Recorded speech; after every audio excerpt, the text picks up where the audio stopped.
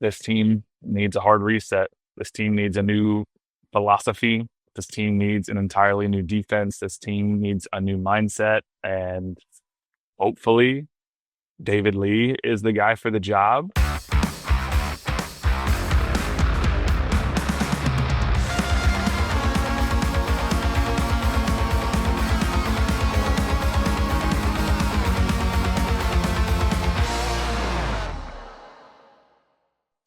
What's going on, everybody, and welcome back to another episode of Oh No boy. Other Pod. I'm Jimmy, along with my good buddy Dan. Dan, I am not in my usual place. But what's going on, my friend?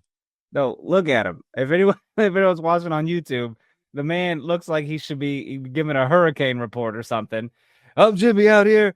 The winds are really blowing, Hurricane Mary. Yeah, This is it's crazy. I am in Seattle, Washington. I was here for a few days with some friends at an Airbnb, and they're all sleeping in the house. I'm not gonna lie, it's 7:05 in the morning where I am right now. I went to sleep at 5:30 in the morning because it's our last night here, and so we were kind of having a good time. I'm on like 45 minutes of sleep, and it is currently 47 degrees here. Bro. 47 degrees in Redondo Beach, Washington. And I'm fighting through it right now. So Aren't we'll you see what I can give aren't you. you aren't you in your 30s? How are you Mhm. staying up this late? This is I don't you're a know. rock star. I don't know. I don't know how it happened. Well, no, I do know how it happened. I had a Starbucks Nitro cold brew at like probably six Irresponsible. something p.m. Irresponsible. But well, the reason I did it is because we drove 2 hours to go to Mount Rainier to try to do like a hike. And I was the one driving this big ass 14-person van that we rented because we all had all our shit. And so there's Wow. like eight of us were in there. And I'm driving on these like mountain roads in this giant van, trying not to like tip it. There's deer in the road, and it's like crazy. But we got to Mount Rainier and just absolutely beautiful. And we were there for like an hour, had a good time, then had to drive back. And then people, like I said last night in the Airbnb, so people just kind of partied for a bit. And then here I am. Insane. So yeah, Wow. I don't think I've done anything like that in like since college. So I don't know how I'm awake, but I don't either. Appreciate you being. I think anyone listening is like, hey, buddy, sporting's not good. We don't need you to do a podcast if you want to not do it. if It's you really. want to skip this week, Oh no, my we're gosh, good. We're buddy, good. this is. You will have to tell me if there's a whale that jumps behind me. I've been looking for, and like I'm not even kidding. There's a legitimate possibility that there could be like killer whales behind me at some point. I've been looking all weekend. I haven't seen any. I've seen dolphins and we've seen seals, but this area is known for like killer whales. So if there's like a damn whale that like jumps behind me, you're gonna have to tell me. Are So you there? Are you there for work? no, I'm here for a Pokemon card convention. Oh, I did not I was know here that. You, wheeling and dang, dealing.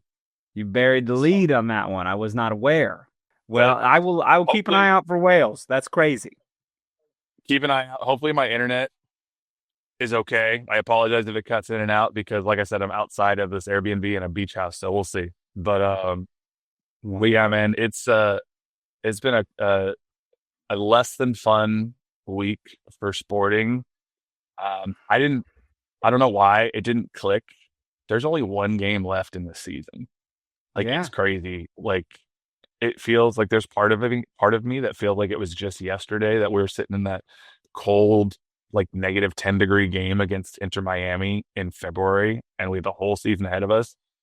And we still had hope at that point. And now here we are, one game left. And to say this season didn't go how we thought it would go, it would be an understatement. Nothing to show But, for it, man. Not I mean, you can see like some glimmers amongst the mhm. turds. Like it's like Slivers look, amongst the turds. little bright corn kernels in the turds. You know what I mean? It just hasn't been it's been a poopy season, man, and it's not been fun. And to see like fans of other teams just like, okay, I thought I saw a whale, but that was a van. There was a van behind you. I was Yeah, like, there's a road right here between the ocean and me. There is a road, so that'd be van, crazy. dude, tell me a whale doesn't look like a van. I mean, I blew my mind. But it's you see fans of other teams celebrating their stuff. Oh my gosh, we're so good. And I'm like, feels good, huh? Must be nice. Yeah, it's I don't know. Like I said, the only thing really keeping me going right now as a sporting fan is knowing that, like, okay, we got our milkman. Like we said last week, we got the guy that's leading us into Got the him. future of sporting Kansas City. We know who's going to be making decisions for this club. So even though we got Houston at home decision day and there's nothing to play for, and quite frankly, some of the players on the team are playing like there's nothing to play for, and we'll talk about that with this game coming up here. I'm ready to hit full send on this offseason and see where this team is going to go in 2026 and beyond, because it just feels like honestly, like the last 4 or 5 seasons have been disappointing, and I think the fan base is just so over this like mediocrity or Yeah. where this club has been, especially after like what 9 straight years of making the playoffs and competing for trophies, that it's just like it's time to turn the page and move on. So And the thing is, I don't man, know. this all the downfall kind of started when the league started like a pretty decent expansion process and bringing Mhm. new teams in. And I don't know off the top of my head, but there's a good handful of teams that have come in and made this league bigger, every couple of years because we were rolling it, dude. We were rocking between 2013 and 2017. Mhm. We were killing it, and Yeah. people were probably jealous of us. Mhm. And new teams came in, and we just couldn't hang, dude. We got left behind, and Yeah.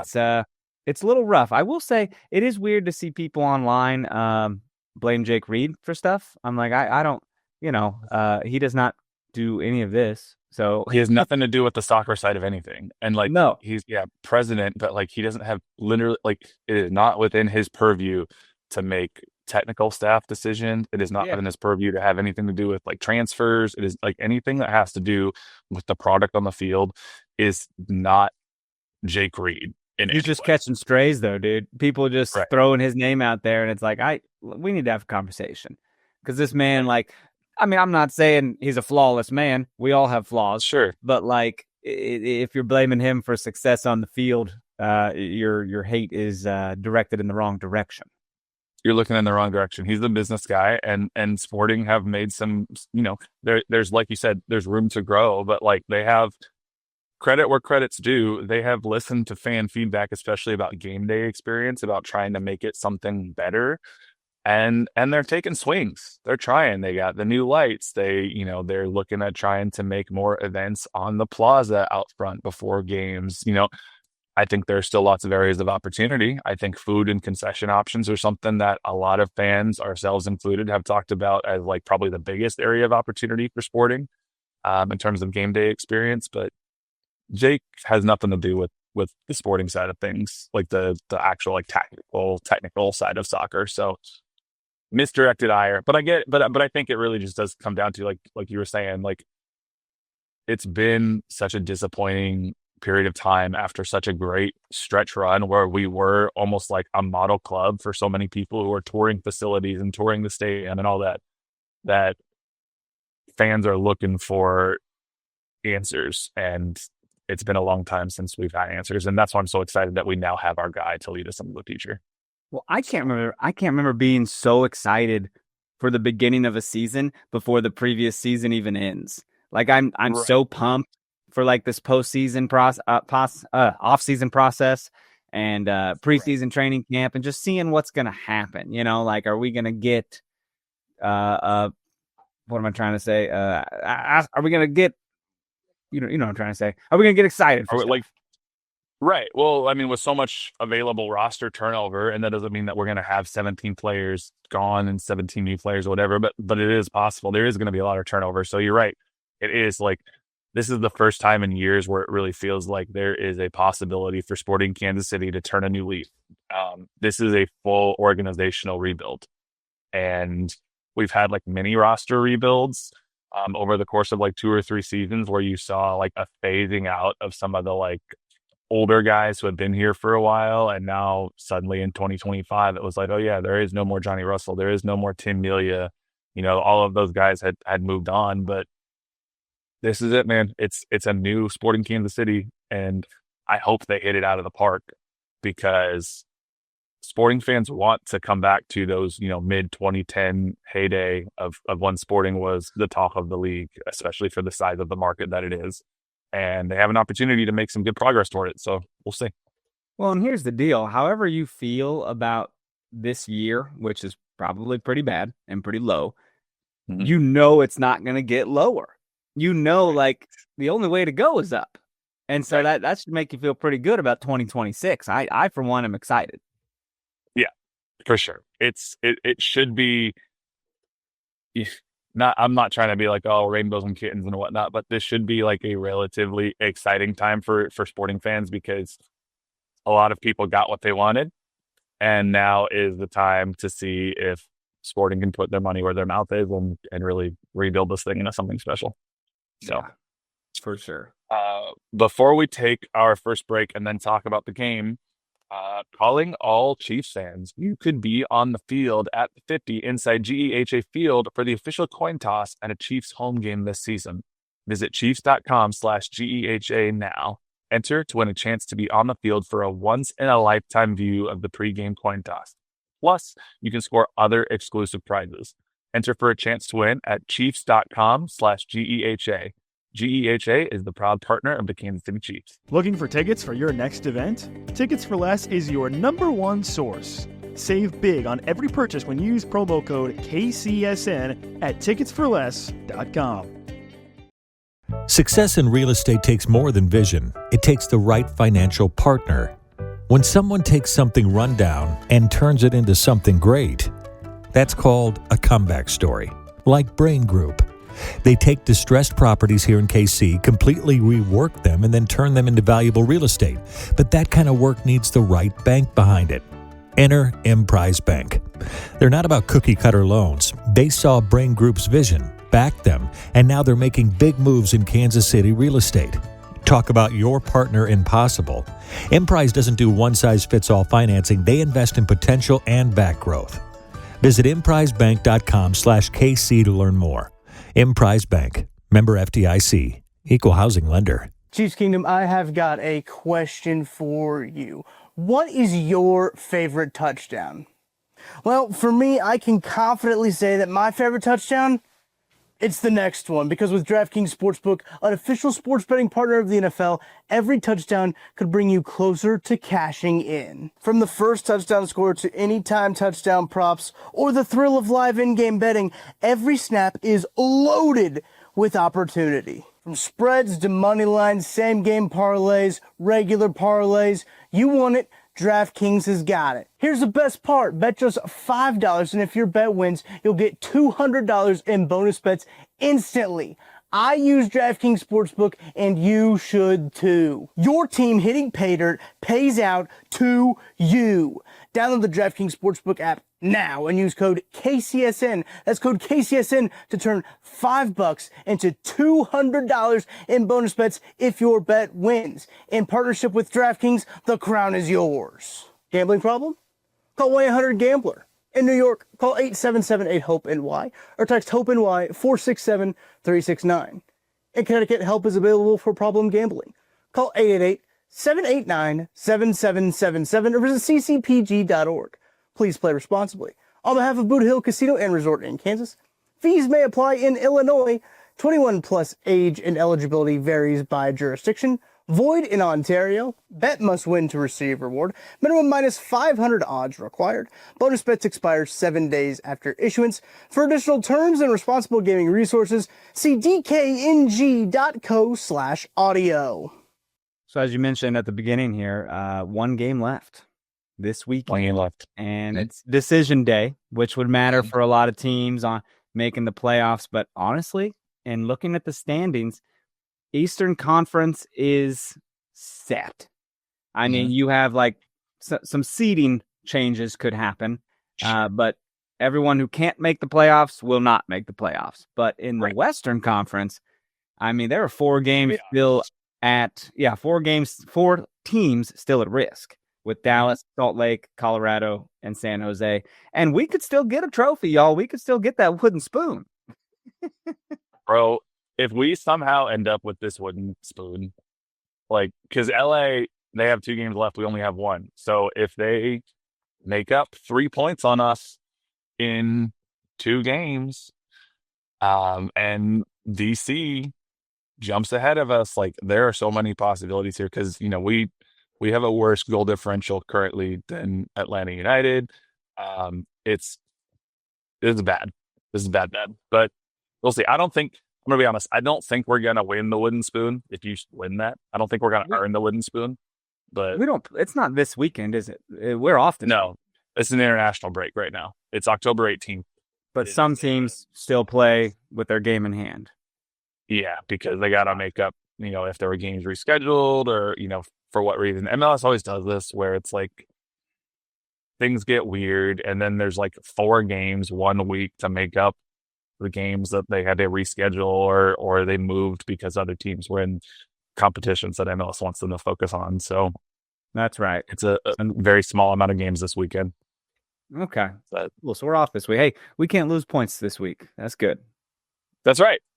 We can't lose points this week. We can have other people gain points on us, but we can't lose. We can't lose a game. So we'll see what's going to happen. As much as I don't want to, let's talk about this Minnesota game for a little bit. Not great, Bob. Not great. It's not great. A lot of the same demons that we've seen Sporting wrestle with for much of the season reared their ugly head in this game. And, not to sound like a broken record, but more of the same with set piece defending, lazy defending, etc. It's a problem. How about that 3-5-2 formation, huh? How about it?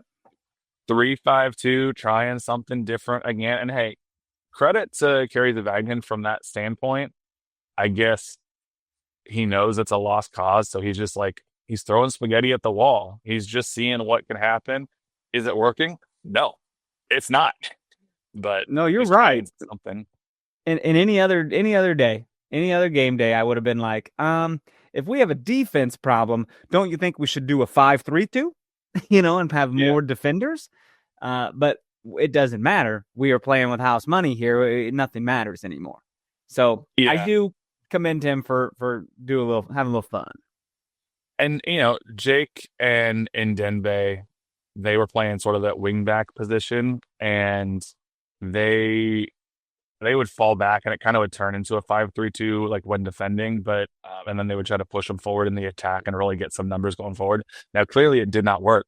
Not only did Sporting not score a goal, they got outperformed in just about every way by Minnesota United. If you look at the stats on the game, Minnesota not only had higher XG, they had nearly double the amount of shots. They had more than double the amount of shots on target. They had more passes completed. They had just a better night all around. And it was a little bit rough. Sporting was able to make it 20 some odd minutes without conceding. And then in the 25th minute, off of a set piece, Minnesota United just once again, in a way that we've seen Sporting give up a goal time and time again, Markinich just gets on the end of the ball. And you watch this replay and you're just like, did the defenders just give up? Did Jake Davis give up on this play? Like, no, there's just really doesn't seem like much of a defensive effort at all. And there's like 3 wide open Minnesota players in the box, and Pulscamp's just left out to dry. It's bad. I'm tired of seeing John Pulskamp on the ground. Like, this man has had to just dive all over the place, dude. It's absolutely insane. Also, first off, right away, if you're watching the highlight package of this thing, why'd they kick the ball off like that? Why'd they just blast it out of bounds? I don't know. That was weird. It was given vibe. In my mind, I was thinking like, well, that's a flag. They get 10, they get to take a kick at, An illegal procedure. Sporting got the ball at the 40-yard line, first down. It just felt weird. It was almost like Minnesota's like, yeah, let's just play with our food here. Like we got the young kids coming in, and we're clearly the better team as standing show. So, and that's precisely what this game showed, man. Yeah, I mean, this game wasn't really all that competitive. I mean, goes into the halftime break 1-0. Could Sporting technically come back? Yes, but how many times have we talked about that this team is really not built for a comeback? Once this team goes down, it's very, very hard for this team to do anything really meaningful. And then, when you turn the ball over cheaply in the midfield, you get punished. Well, how's that guy even get that header? Do you see he's just unguarded? Like no one's even running with him. He's just alone. And I don't know who's supposed to be on him. But it's like we have given up. I mean, I'm like, you guys, some of you guys got to be playing for your jobs, right? Playing for your spots, because they will not hesitate to move you. You would think. I don't know if this is a miscommunication. Ian James is the one who's closest to him when the corner is taken, but and he's watching him. He's watching him, but he also like falls back to the guy who's on the far post. Yeah, I think this is Jake Davis. Guy. They're doing like a zonal marking thing, and Jake kind of gets shoved around a little bit. And I'm not really sure. So between Jake Davis and Montez, one of them should be there. Where's Montez? This dude is like 6'5", and he's just kind of getting muscled around, and a really, really poor effort defensively, honestly. Like I'm not trying to make a snap judgment, I guess, but like you only have 7 games to decide if you want to turn a loan to buy, and I'm not impressed with Montez. I see no reason to turn that loan into a permanent transfer. Well, zonal marking does not work in soccer, and especially not on set pieces. I mean, what the hell are you doing? You got to take a man. Everyone knows that. Right. Did you see? Would be a lot better. Did you see their goal that was just slightly offsides, where the guy just flicks it into the net like it's freaking breakfast? Like it was just run of the mill. This is what I do all day. Just easily scored. Yeah. No, it like very easily could have been 2-0 before the first half ended. And he was just a little bit offside. Credit to Logan and Denbei for stepping up and setting that little offside trap. But you're right, man. Pulskamp was on his butt the entire freaking game.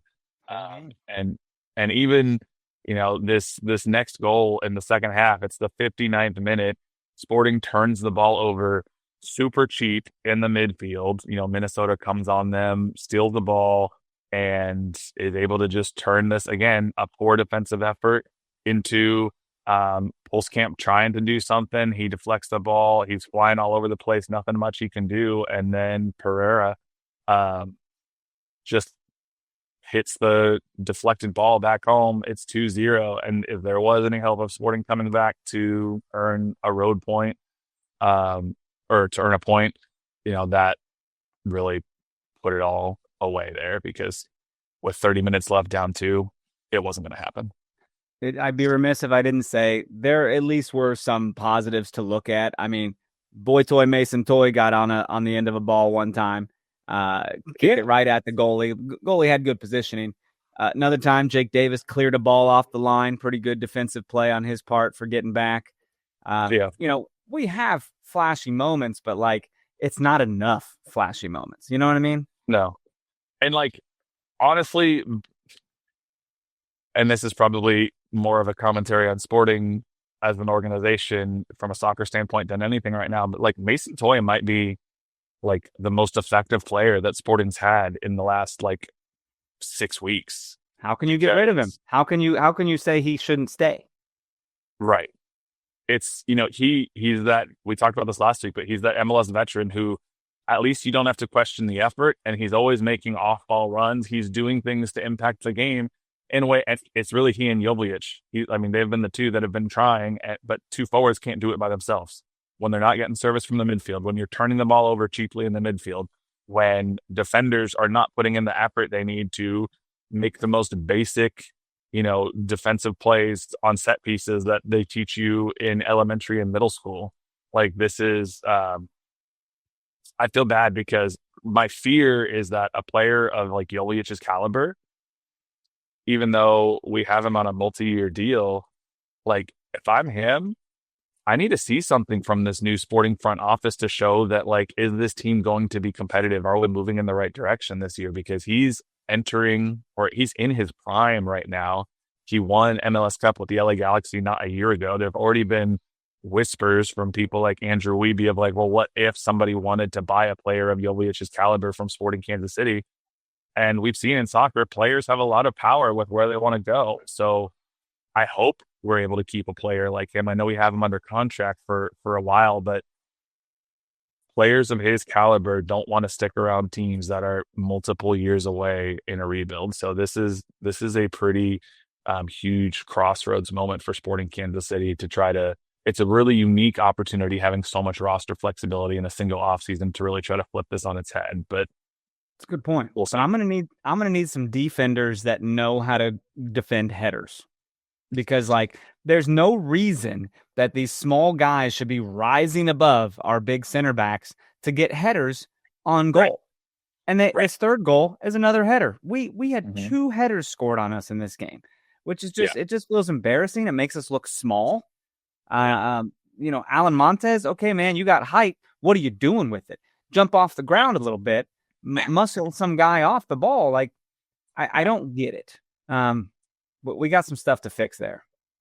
For sure. And, Ian James, he's young. I mean, I'm glad he's getting a lot of playing time. But, on this third goal in the 63rd minute, just, minutes after the second goal, Ian James is just caught a little bit out of position. He can't quite get there on the header. And then, like you said, Montez, I'm not really sure what he's trying to do. He takes an entirely wrong angle.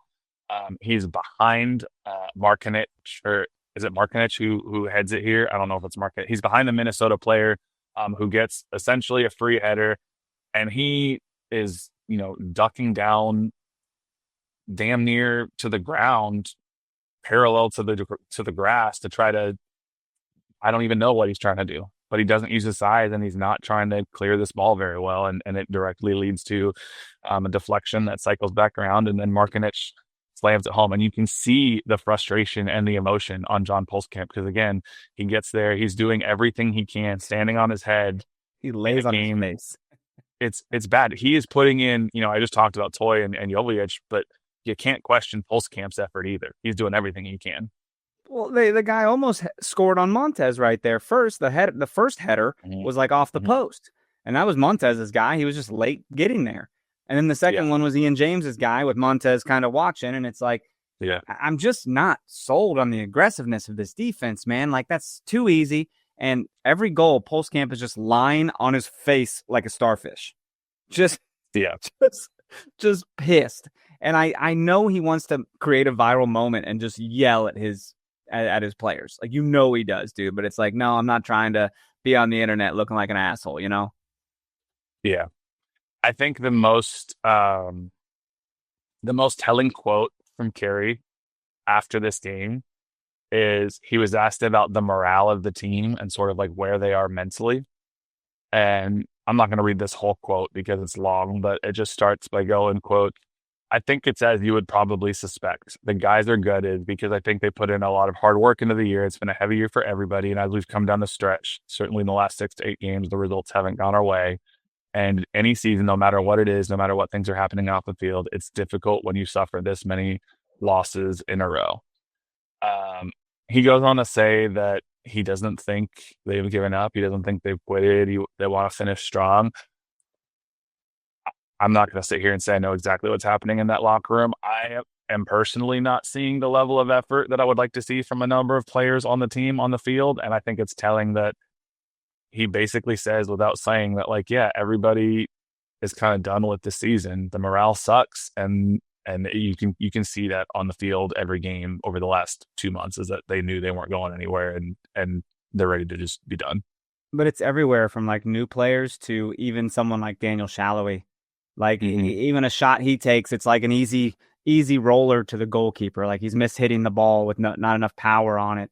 It's just everyone hands down. There's not one player that shines. Someone did rock the woodwork though from outside the box. Right. Was that Memo? I didn't see the number. It might have been. I didn't see it. But it just cracked the crossbar, dude. And I was okay, hey, a little power from outside. I'm into that. It doesn't produce goals, but it's an exciting moment. Yeah, for sure.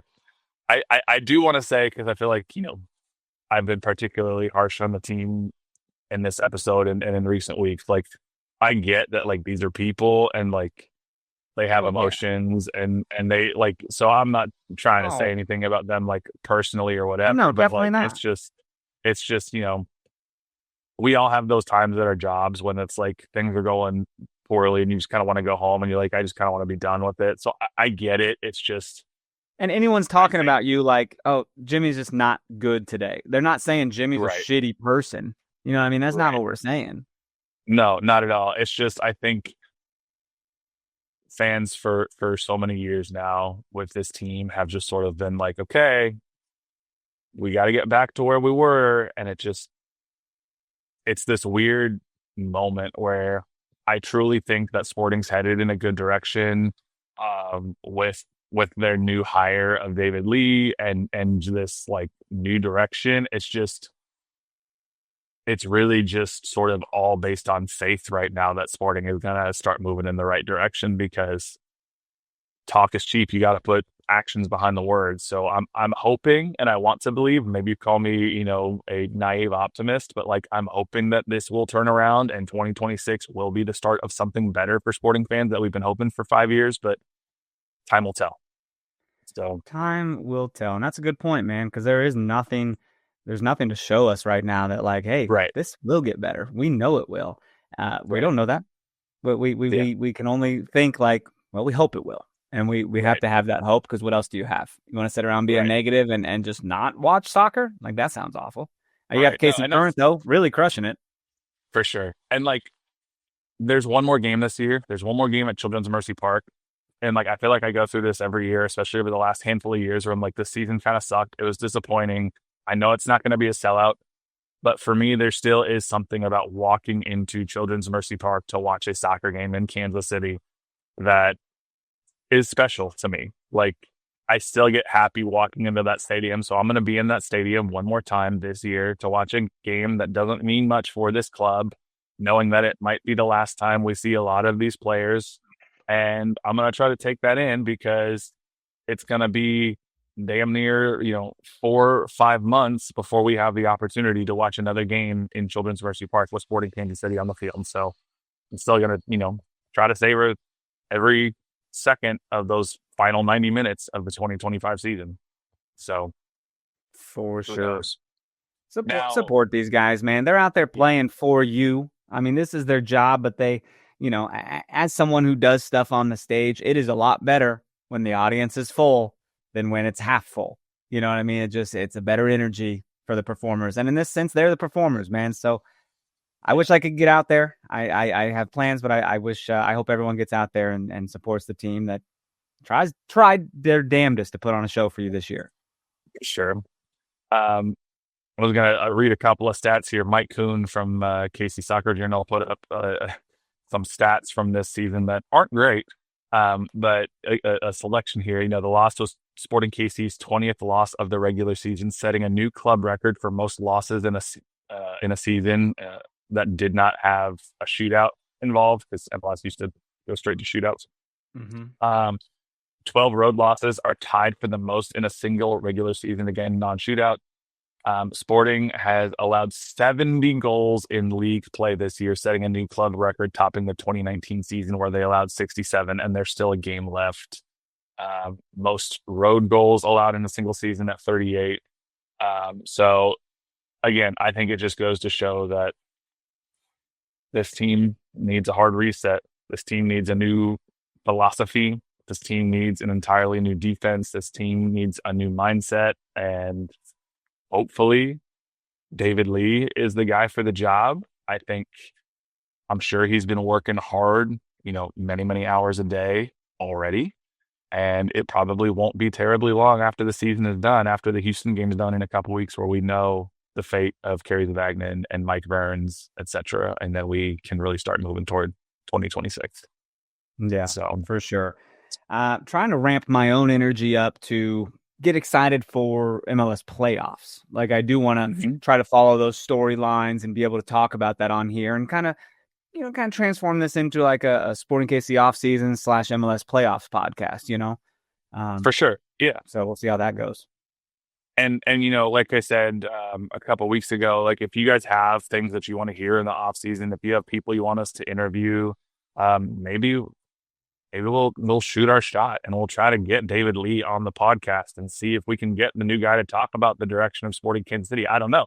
I don't know if that'll be possible or not, but You should shoot. might as well shoot our shot in the offseason and see. We've had Peter Vermees on before, so let's get the new guy in and just see what he's about.